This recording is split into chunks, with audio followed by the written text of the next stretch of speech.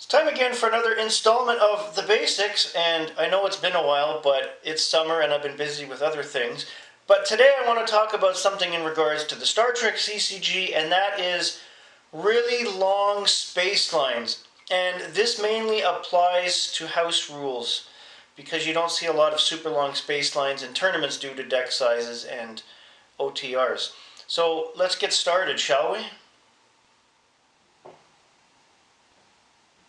Now, everyone who plays the Star Trek CCG knows that 6 missions is the standard, especially in tournament rules, so your spaceline will consist of about 12 locations.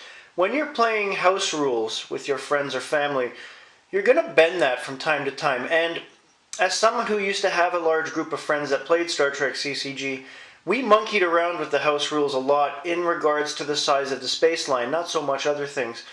And we had space lines in upwards of 20 and 24 cards. It's quite excessive, and there are pros and cons to having a massive space line. The pros would be in the sense of if you have your outpost at one end and your opponent has his outpost at the other end, there's not much of a chance you're going to meet early on in the game. And with 20 to 24 space line locations, you might not interact hardly at all, aside from the odd event or interrupt card that affects both players. So that can be advantageous in the fact that you won't have to get into battle situations. So there's that. And also, you can score a lot of points before you have to worry about your opponent. On the other side of the coin, you've added a massive length of time to the game, because you know you're not going to be able to attempt every mission due to the dilemmas under that mission. Which brings me to another point. When you have a space line that's 20 or 24 cards or in that area, you need a hell of a lot more dilemmas in your seed deck. And we noticed when we did that we had to have 3 times the dilemmas in there to make everything work. Because the space line was so spread out, we would put extra dilemmas under those missions so that our opponent would be kept a little more busy than normal. It's very tedious because you really need to redesign your whole deck to play on a space line that's almost double the size, because you're changing the dynamic of the game by not only extending it but increasing the size of the decks overall. I'm talking about your seed deck and your draw deck. You're going to need multiple side decks, and be prepared for a very long, drawn-out game, more so than normal. So say you have a standard game that maybe goes for an hour.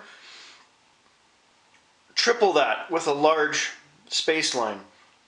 So the drawbacks are actually more numerous than the positives in this case, because it adds a lot more to the game that doesn't necessarily need to be there. I prefer the OTR space lines with 6 and 6. In house rules, if you're going to modify the space line, I would say no more than 8 missions per deck. After that, you're starting to get into a lot of extra time. And like I said, your deck's going to need to be bigger. And it throws everything into chaos. Chaos is not always good. During the game, yes. When you're setting up for the game, not so much.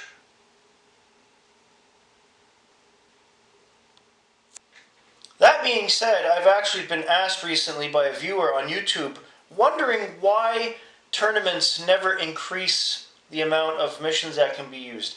Think about it. Tournaments already take a long time. Some of them take several days when you get into the world classifications. You really want to extend those tournaments into almost a week-long event? Nobody's got time for that. A 1 or 2 day tournament's fine, but that's the reason why we have official tournament rule sets, is to keep the game within its boundaries, per se. Have a great day, everybody.